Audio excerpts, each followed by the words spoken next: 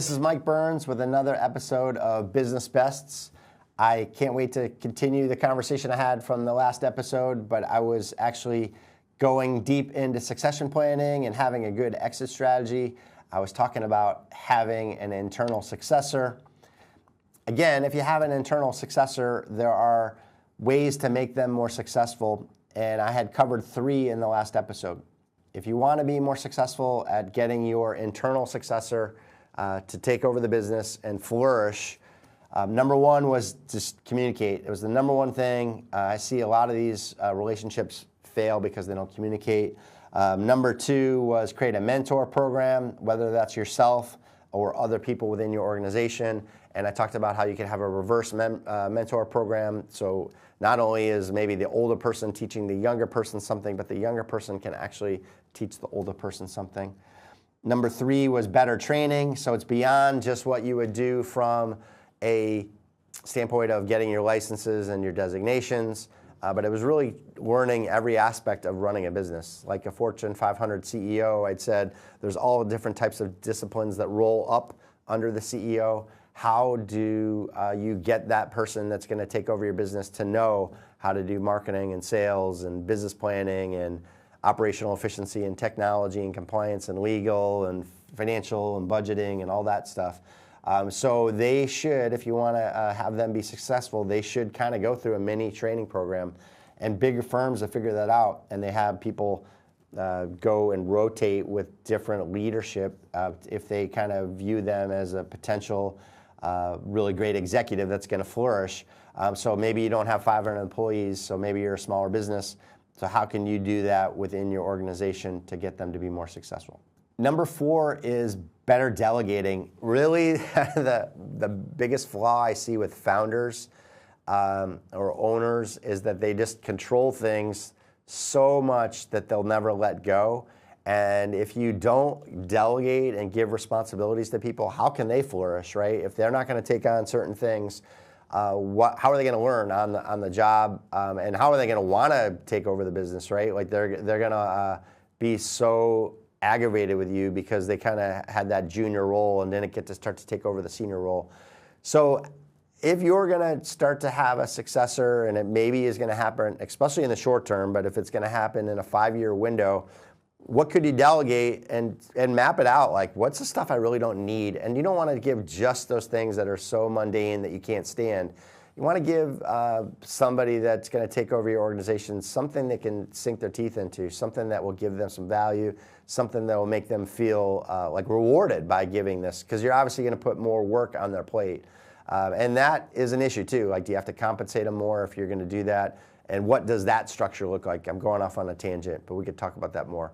But really, figure about what you could delegate. That's probably one of the things you could really improve to make your successor more successful. Number 5 is having ownership. And that means these younger people have ownership, not necessarily shares in an organization, but they have responsibilities that they own. And maybe they get to own some decisions, and you have to rely on them to do that. If you micromanage somebody every single minute of the day, they're never going to feel like they have ownership, right? Like, so, for example, I coach a lot, taught my son how to pitch, did really well, got onto the big field, and I had always coached him. And he went to another program, and he had another coach, right? And so it was a no dads coach kind of club team, and there's a lot of good reasons for that. And so I had to watch him fail. And what that did for him was to realize all the advice I gave before allowed him to now say, hey, I don't know all the answers, right? But it also allowed him to say, hey, if I'm in a pressure situation, how do I do something a little bit better? What are all those things that I've been trained on, but I never had the opportunity to actually stand alone and do them? So giving you a little baseball analogy, my son actually is doing really well now, so he kind of got over that hump. But it was hard to watch, right? And so back to you as an owner, like, I give that analogy because it's really hard to let your employees fail. And I'll say it all the time. I say it on the baseball field. I say it as a consultant. It's really not a mistake if you learn from it. So how could you empower those people to have some ownership? And what does it look like? Again, it's not the shares that they own. It's part of their day-to-day responsibility that they feel like they can make decisions within your organization. Number 6 on the list to help your successors succeed are industry networks. So they could actually find peers within the organization, and actually you could create this yourself if you know some friendly competitors. Actually, usually if you're a smaller business, you don't worry about someone on the West Coast if you're on the East Coast or vice versa, because you're probably not, if you have a local focus, you're probably not going to be competing for the same people. Something like that is a wonderful way to allow your potential successor to start to talk with what do they see, how do they learn. Because if they are an owner, they're going to have to build out their own network and figure out how to make improvements and follow where the puck's going, all those types of things. So building out this, I don't know if you want to call it a network team. It's nice even if that person owns that type of team, like they can figure out who can get invited, who can't, what the topics are going to be, and that's a real value for all the people that come, because the person that organizes it is going to set the agenda, maybe get the speakers, maybe have to collect money to be able to invest in the team of networking so they can bring in maybe a paid speaker, or if it's in person, they got to pay for the lunches or whatever the meeting space is, that type of stuff. It does take extra work to lead a mentoring program, so I'd be cautious of putting something on someone's plate if it's going to be kind of a bigger, I said mentoring program, but I mean a networking program. I'd be cautious of having somebody take this responsibility to run the networking program if they're already too busy. But it can really carry a lot of weight, right? You can actually kind of get some leadership skills in bringing a group together of competitors, but people that you can actually share ideas with, etc. And so maybe it's worth bringing in a facilitator. Sorry, I always got to give a warning if I'm touting a consultant, but sometimes a consultant can help set the agenda, can help set the trainings and these types of things, or the topics, help coordinate the outside speakers and the different resources. But networking is really important. So not just have a one-on-one relationship, but maybe there's a team of people that you can use that are in similar roles and going to be successors. You can actually go through an association or something to try to find out who those people might be. Showing up at events, you can network and get business cards and find out who those types of people might be. But actually, there should be within your organization some promotion of this, right? Like, so maybe they're compensated because they had these meetings, or maybe you allocate something in the budget that they can do travel for this, or they can actually, if it's local, they can have meals paid for, or whatever it might be. I think it's really important to have this be part of the culture and be supported by the organization, but it's actually something that successor should take some of their own initiative on, so that they can come out with increased knowledge and actually kind of like that lifeline of people that they can go to, like, hey, I don't really understand what to do, or I'm challenged in this situation, or even sometimes like an emotional outlet, because we, as humans, we sometimes don't think rationally when we're upset about something. So having someone to bounce ideas off of can be helpful too. I almost gave away number 7, but it's industry events. If you want to have a successor take over your business, they should be going to industry events, and they should be looking to all the different experts. I don't mean to tout events because I speak at them, but there's a lot of knowledge that's shared. There's some bad speakers, but there are panels that can be helpful. There can even be panels on how to have a successor, or how to be a successor and take over an organization. But they don't have to just be about succession planning or exit strategies. They're all kind of, again, all those disciplines that you need to learn from. So industry events should be part of the plan. If you have a successor, are you sending that person out to events? Is there a goal when they go to that event? Do they report back what they learned? Is it in sync with what you know? Could you actually take some of the learning from that person and apply it to your company now before you leave? And could then, whatever they learned about, could that be that kind of new ownership, that new responsibility that they would take over because they took the initiative to go to an event and learn about it. Number 8 on the list of how to have an internal successor succeed is job shadowing. This is different than mentoring. So job shadowing is just really kind of an observation type of role where, let's say you have a client meeting and it's a big one, or a prospect meeting. This is an example where you would have somebody in the room with you take notes, and maybe some of the mentoring comes in then after the meeting where they can kind of ask you questions, what do they see, etc. But this is something that's going to help them realize different scenarios and what they could do in those different situations when issues arise, when roadblocks are faced, or just how to get more out of a relationship. Like client referrals, for example.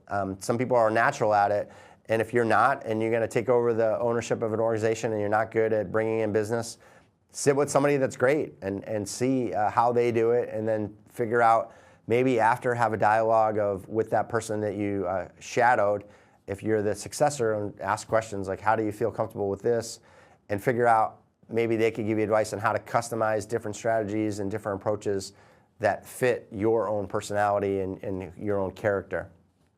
So job shadowing can be wonderful. I would caution you though, like this and mentoring and things, they cost money, right? Like, so if you have usually a service model where it's a one-to-one relationship, if you bring that second person in for a full day of these types of meetings, you've now cut your profitability. Maybe not in half because the junior person's not as expensive to have on staff, but they could be doing other things. They could be servicing other clients. They could be doing marketing, sales, whatever it might be. So there's an opportunity loss.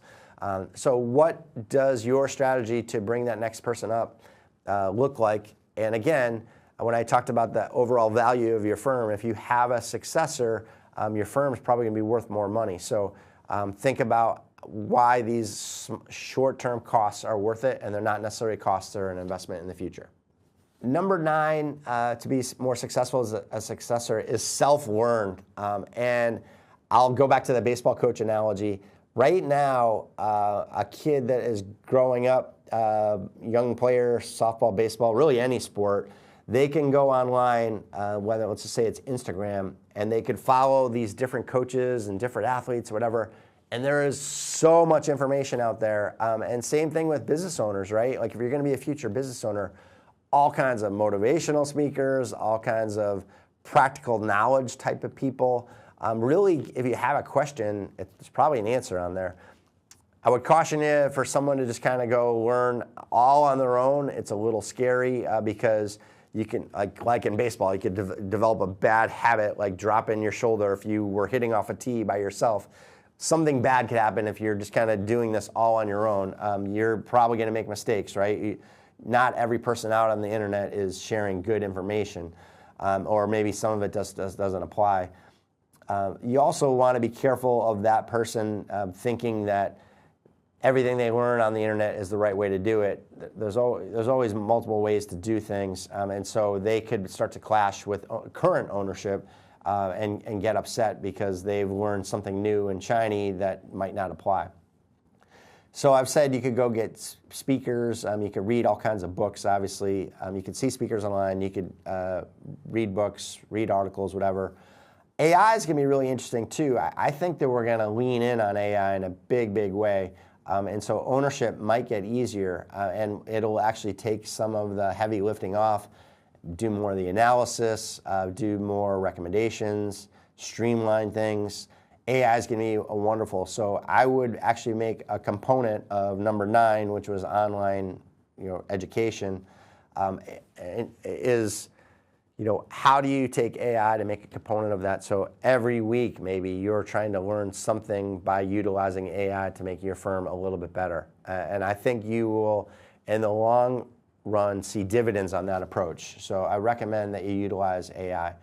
Obviously, I was talking about online trainings and all that. You could actually go to college. You can go to community college. You can go to different certificate trainings and all that stuff and go sit in a classroom.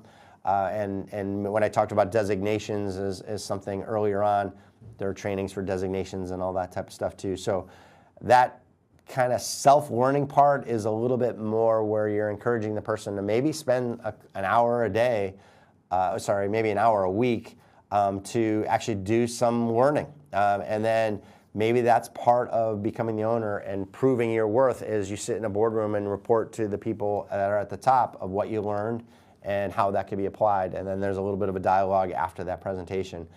Really valuable to put somebody in the hot seat, so to speak, that they have to report to kind of like at a board setting. The more you can kind of get them comfortable with that, if you're an owner with that type of kind of board reporting, the more you can kind of train them to sit in a boardroom setting with a whole bunch of people and present, the better they'll be. And that will make them better at what they do. Number 10 on the list, to be more successful, and there should be like a little alarm goes off in the recording studio here that like every time I tout a consultant's like bling, bling, bling, warning, warning, warning. Like, but there are so many people that could benefit from a consultant. I will keep with the baseball analogy. A hitting coach can come in and quickly see a flaw in a hitter, get them on the right pace so they don't have to go through a slump and go 0 for 20, right? So they can maybe have 1 or 2 bad games until they figure out how to improve. Same thing, a coach or a consultant can come in the business side of things and actually they've dealt with 20 to 2,000 other people in your situation, and they'll have so much valuable insight. You don't have to take it all, but if it's somebody that actually works with that mentor to get them on the same page, doesn't tell them what to do, but actually helps them learn what that consultant knows, that's a win-win, right? So you actually get the consultant to share everything they know, help them make smarter decisions.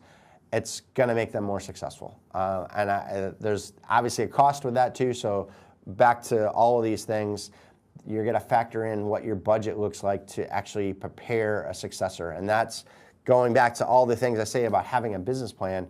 If having a succession plan is something you need to work on this year, what dollars and I should say resources, dollars and time are you going to invest in this? It's something that you really have to do.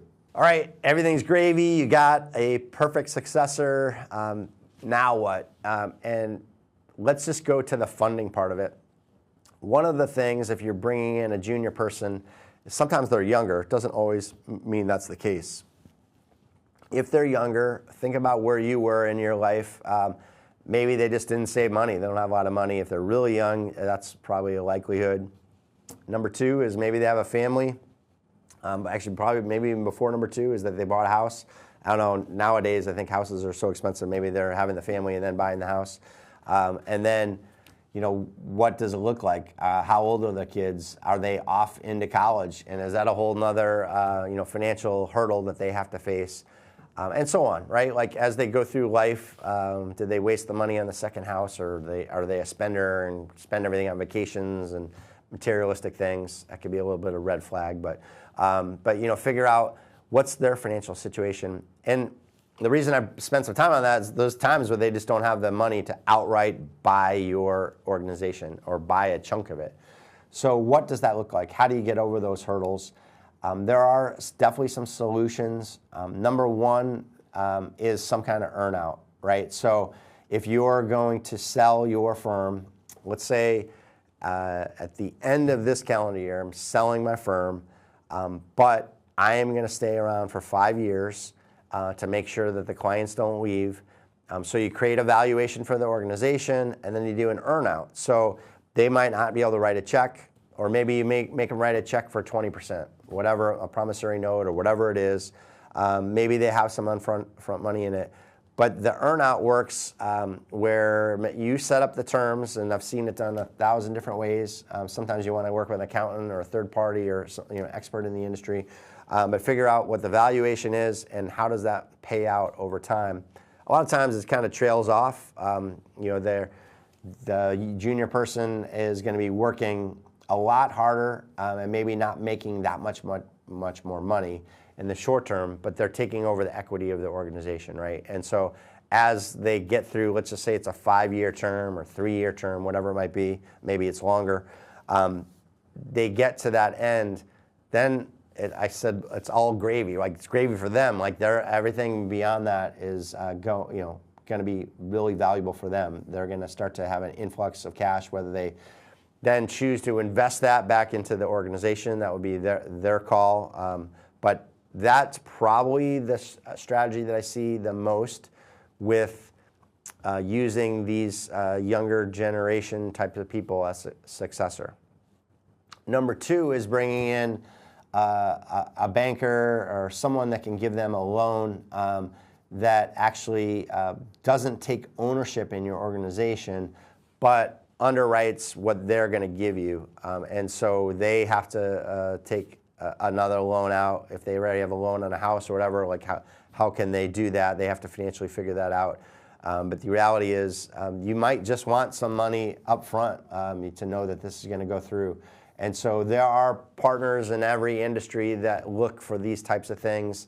If you don't know them, you can shoot me a note and I can give you some names. But the reality is, if you start to think about funding, there are a lot of ways that outside parties can make money and benefit from lending money in profitable companies, right? If companies that are going to have a great revenue stream year after year after year, they want a chunk of that, right? And so they're going to look for opportunities to get their foot in the door.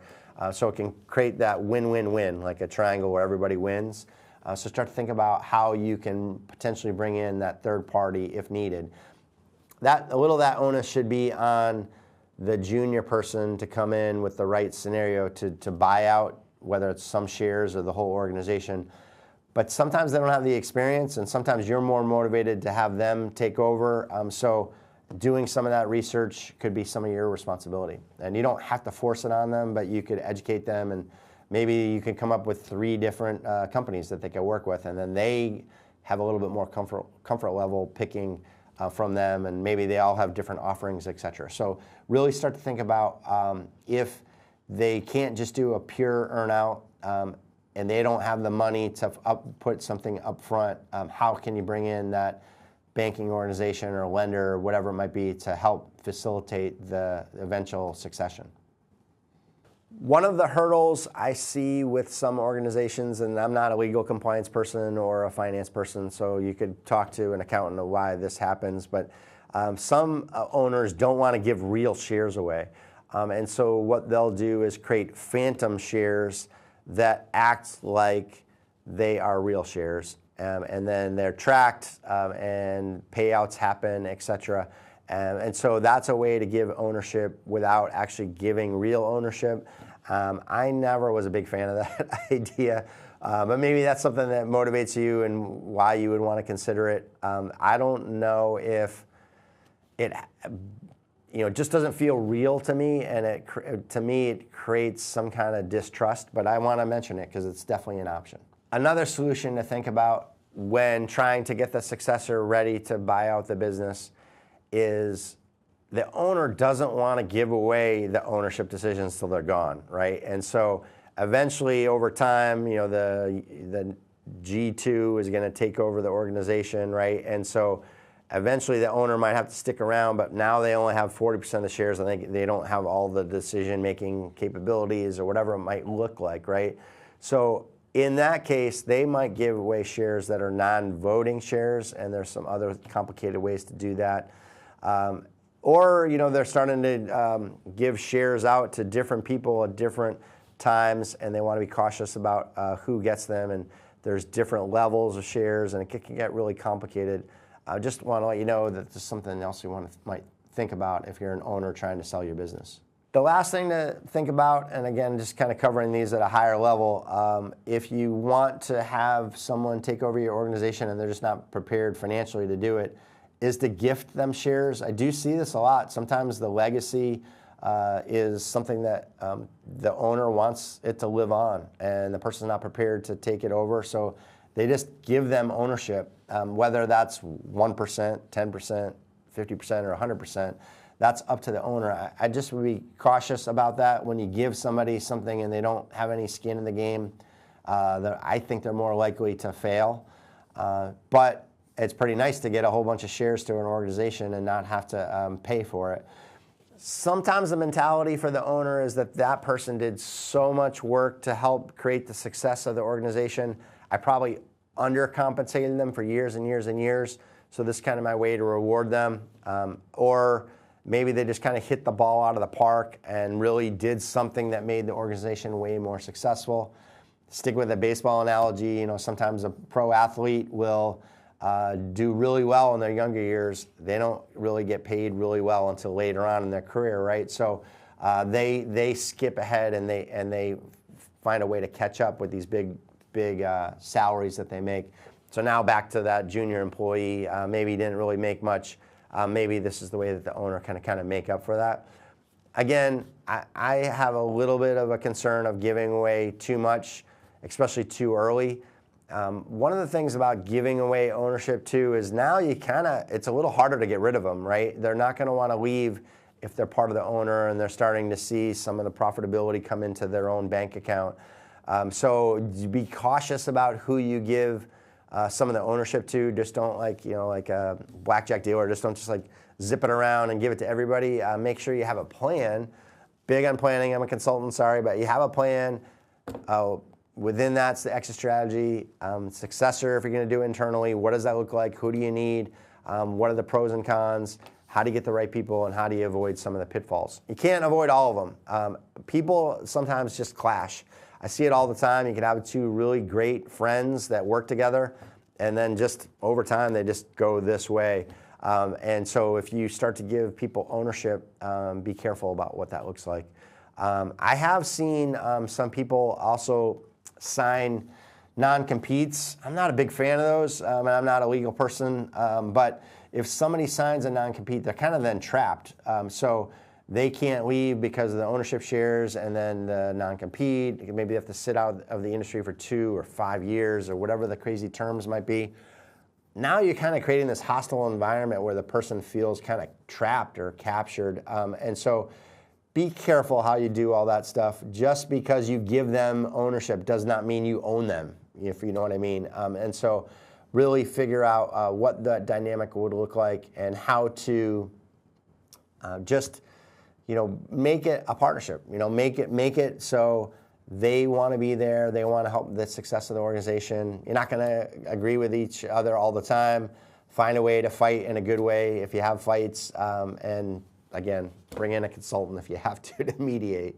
Some of the pitfalls in the exit strategy, number one is really that they just don't see that they're going to die someday. They don't want to, believe that there's a mortality issue there, or they just ignore it, right? It's sad to think about it, but all of us are going to die. That's kind of the one thing we have to do in this world. And if you are comfortable with that, you'll probably be better at exit planning and having a strategy. So that's kind of number one of where I see that these plans don't get put in place. Number two is they just have a mentality that they're never going to sell the organization. They're going to work until the very last breath they take. They're going to keel over in the office. It's pretty morbid. But that's what they love. It's who they are. And they are not going to stop doing it until someone pries the keys out of their hand and pushes them out. I would be cautious of that type of person. I think they, at some point, don't need to be an owner anymore. They can still do what they love and not drag down the organization, right? At some point, they're going to potentially slow down or get pulled in other directions that mean more to them at a later stage in life, right? And so what does that look like, and how do you put that into the plan? A big pitfall in having the organization not have an exit plan and transition to a successor is honesty. And honestly, the number one thing is the date. So you see a lot of handshake agreements like, hey, yeah, I'll be retired in 5 years. I would love for you to take over the firm. I'll sell it to you then. Well, then 5 years comes along. They're like, oh, I see. I have another 5 years where I'm going to be really great at this. I'm going to push it out. And they keep kicking the can. A little bit of that sometimes is acceptable, but at some point, the successors are going to be like, that's enough. I'm out of here. And I actually have seen organizations completely blow up because of that lack of honesty in the succession plan. So start to think about what that would look like and how to think about how to communicate and how to hold yourself accountable, right? Like you have to come up with an agreement and you have to be honest and stick with it. Another big pitfall is lack of communication. So sometimes the owner thinks one thing and the next successor thinks another thing, and they let so much time go by, and then when they finally communicate it, it's just like a big brawl. I think if you're communicating really well throughout the whole process, kind of having like ownership types of meetings or successor types of meetings, you're going to hopefully avoid some of those topics and some of those pitfalls. So something to really put on the calendar, make sure you're planning this succession and actually communicating really well about it. Another pitfall can kind of come from kind of maybe like jealousy. I don't know if that's the right word, but over time, as a firm grows, you might have had a successor if you're the owner and thought that was the right person, but oh, by the way, you added somebody into the organization and that person's a superstar. And so now you're kind of leaning to, I want to go away from that person to the other person. It's not to say you can't, but things can really get messy if you do that. And maybe a more realistic approach is you give partial ownership to both, and then maybe one person gets a little bit more, and oh man, that can be a little bit crazy. So that's a pitfall just to be careful of and be aware. I mean, sometimes it's an opportunity arises and you just need to let it pan out and see what happens, but be careful that that's a pitfall you need to be aware of.